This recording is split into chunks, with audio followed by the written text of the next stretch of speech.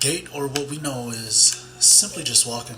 In a clinical or school setting, we are taught between the two types of gaits, traditional gait and Rancho Los Amigos. Depending on the clinical setting, most often we will be more exposed with the idea of traditional gait, which typically describes normal walking, and the mechanics of abnormal gait patterns in clinical setting focusing on the kinematics of gait, while Rancho Los Amigos is very specific, targeting therapy and rehab to track progress in the patients with neurological or orthopedic conditions, providing a detail on the progression of movement common used for patients with abnormalities. So, in conclusion, while both systems analyze the gait cycle, the traditional gait cycle focuses on anatomical and event based phases, whereas the RLA method emphasizes functional tasks and dynamics. The choice between these systems depends on clinical goals and the specific aspects of gait analysis required. Trendelenburg gait, uncompensated. So let's start with the basics. We have a muscle called the glute med. It's one of the main muscles in your hip, and its job is to keep your pelvis stable when you walk, especially when you're standing on one leg. Think of it like a stabilizer that stops your pelvis from tilting too much when you move. When you walk normally, you lift one leg at a time, and your glute med on the opposite side of the body keeps your pelvis nice and level, and everything is smooth. Now, when there's a weakness in your glute med, like an uncompensated Trendelenburg gait, that stabilizing muscle doesn't work as well. So when you lift one leg, the pelvis on the opposite side drops down. It's kind of like trying to balance something on a table with one leg shorter than the other. Basically, the pelvis drops on the side that's not bearing the weight, and this makes a person walk look uneven or wobbly. It's easy to spot if you know what to look for. This can usually be fixed with a bit of work. Strengthening the glute med muscle is key. There are some great exercises like side leg raises and resistance band work that can really help. With the right exercises, you can strengthen that muscle, which keeps the pelvis stable and makes walking feel a lot more normal over time. This can be a really great improvement in balance and reduce the risk of falls too. Compensated Trendelenburg gait, and it's a little different from the one that we talked about last time. So just like before, we've got the glute med. This muscle helps stabilize your pelvis when you walk. It works to keep your pelvis level when you stand on one leg. When everything's working right, your glute med keeps your pelvis nice and stable, and you can walk smoothly without any problems. Here's where compensation comes in. In a compensated Trendelenburg gait, the person's body tries to fix the problem. Instead of just letting the pelvis drop and looking unbalanced, the person can use their hand on the affected side or use their torso to lean. This helps keep the pelvis level so it's not as noticeable. By shifting their weight toward the weak side, they're basically using gravity to help keep their pelvis from tilting too much. It's a bit of a trick to mask the problem. You don't see as much of the pelvis drop because this person is actively trying to keep everything balanced. The good news is that, just like the uncompensated Trendelenburg gait, strengthening the weak glute med muscle can help a lot. Exercises like side leg raises, clamshells, or resistance bands work great for this. By building strength in the glute med, you can reduce the compensation, helping the pelvis stay level naturally without the body having to lean over to one side. So now that we've had Christian show us what the Trendelenburg gait looks like, we're going to talk more about what it actually is. So, weak abductor gait, also known as Trendelenburg gait, is characterized by a noticeable pelvic drop on the side opposite to the weak hip abductors. This drop occurs during the stance phase of gait, meaning when one leg is supporting the body's weight. We will often see the patient's line of gravity shift to the weak hip as well. Diagnosing Trendelenburg gait typically involves a physical examination where we check for a positive Trendelenburg sign. Trendelenburg test is performed by having the patient assume a position of single limb support over the affected leg. For example, if the right hip is suspected to be weak, the patient would be asked to lift the left leg and stand only on the right leg. If the patient's pelvis drops toward the unsupported leg, this is an indicator of positive Trendelenburg sign, which we can see here. We have the patient standing on her right leg, and the left hip drops. Patients often compensate by leaning their trunk to the side of the weakened stance. We see two responses to Trendelenburg gait. Uncompensated response, meaning the hip abductors of the stance leg are unable to produce enough force to hold pelvis level. and we see compensated response, purposely leaning the trunk and pelvis to the same side as weak muscle shifts the line of gravity closer to the axis rotation of the stance hip. The hip abductor muscles, including the gluteus medius, gluteus minimus, and TFL, also known as tensor fasciae latae, are critical for stabilizing the pelvis during walking and maintaining balance. Several medical conditions and surgical interventions can affect these muscles, leading to gait abnormalities, muscle dystrophy, a group of genetic disorders that cause progressive muscle weakness and degeneration, including the hip abductors. Weakness in these muscles can lead to a Trendelenburg gait, where the pelvis drops on the opposite side during the stance phase. Guillain-Barré syndrome. This autoimmune condition causes acute muscle weakness, including the hip abductors. Impaired function can result in difficulty stabilizing the pelvis and maintaining balance. Poliomyelitis, a viral infection that can cause paralysis and muscle weakness. If the hip abductors are affected, patients may experience compensatory movements or reliance on assistive devices. Move on to arthritis.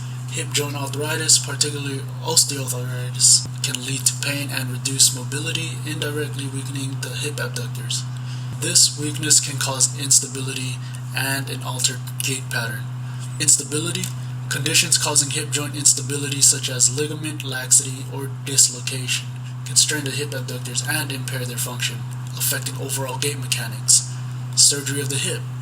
Procedures like hip replacement or fracture fixation can temporarily or permanently affect the hip abductors. Rehabilitation focuses on restoring strength and function to regain normal gait patterns. An individual with Trendelenburg gait may experience. The first one is walking. So this is going to be a normal walk when you compare it to the normal gait cycle. So in Trendelenburg, there is an abnormal swing phase when you compare that to the normal walking in gait cycle. CK mentioned earlier in the presentation about the two different types of Trendelenburg, the uncompensated and compensated responses, which you can see in the figure here as a refresher. And walking is going to be difficult based on specifications of the body's alignment and movement of what is more comfortable for the individual during both of these responses themselves. The emotions that require significant amounts of stability are also going to be difficult for someone with Trendelenburg. This is going to include standing on one leg. This is because the hip abductors are going to struggle to stabilize that pelvis, especially considering the fact that the hip abductors must produce a force that's 2 times the body's weight every single time a person stands on one limb. Walking up the stairs is also deemed to be a challenge. This would be the challenge of needing to shift weight onto one leg at a time, and then also changing directions quickly. So any turns or pivots are going to put a lot of stress on the weak hip abductors. Lastly, running. If walking is hard for someone with Trendelenburg gait, running is going to be just 10 times harder. Running includes explosive hip motions, and this is going to be very difficult for someone with Trendelenburg gait. Now moving on to the pain that a patient may experience with Trendelenburg gait. The patient may be experiencing an ache in their gluteal area. This would include their hip and their butt, as well as pain traveling down their leg. They also may specify that their pain is experienced while they're sitting for long periods of time, walking, doing motions where the knee is extending, and they may also have an inability to run due to discomfort and pain. The patient may also have balance difficulties due to that weakness of the soft tissues. Treatment for Trendelenburg gait primarily focuses on strengthening the hip abductors, especially the glute medius and minimus. Exercises like using the hip four-way machine to do standing abduction, banded sidestepping, banded squats, sideline clamshells, sideline hip abduction, step-ups, and single leg stance will help target these muscles. Some of these exercises will use bands, and we can modify certain exercises with patients who need modifications. High stepping gait. High stepping gait is when someone lifts their legs higher than normal while walking. It might look like they're over exaggerating each step, almost like they're trying to avoid tripping over their feet. Normally when we walk, our feet naturally lift just enough to clear the ground. The person will raise their foot higher than usual to avoid dragging their toes on the floor. It's kind of like they're stepping over something with each stride. The reason this happens is because of a muscle called the anterior tibialis. This muscle helps lift the foot when we walk. If it's weak or not working properly, people can't lift their foot normally, so they end up lifting their legs higher to avoid their foot dragging. This condition is often linked to something called foot drop, where the front part of the foot doesn't lift as it should, so to avoid tripping, the person might raise their leg extra high, which creates that high stepping look. Compensated high stepping gait. So basically it's a type of walking pattern that happens when the body tries to make up for a weakness in the foot muscle. Usually it happens when the muscles in front of the lower leg, like the tibialis anterior again, isn't doing their job. A typical high stepping situation, the foot doesn't lift up as easily, so the person lifts their leg way higher to avoid dragging their foot. As you can see, the body does a little hack to make up for this problem. Where the compensation part comes in, to make up for the weak foot muscles, the person may be leaning or twisting their upper body toward the opposite side as they walk. This shift in their posture helps them clear the foot off the ground more easily without needing to lift the leg as high. It's kind of like they're using their upper body to help lift the foot off the ground. Leaning on the side, they can see their steps more efficient, even if the foot itself isn't lifting properly. The person might still be lifting their leg higher than normal, but they're also using their body to help get that foot off the ground, almost like they're doing a little twist or lean to make it easier. Strengthening the muscles in the lower leg, like the tibialis anterior, can help with the normal lifting of the foot. Improving overall balance and stability can reduce the need for that compensation. Now let's turn our attention to high stepping gait, also known as foot drop gait. The dorsiflexor muscle, including the tibialis anterior, extensor digitorum longus, and extensor hallucis longus, are essential for lifting the foot during the swing phase of gait and ensuring proper foot placement during the stance phase. Several medical conditions can impair these muscles, leading to gait abnormalities.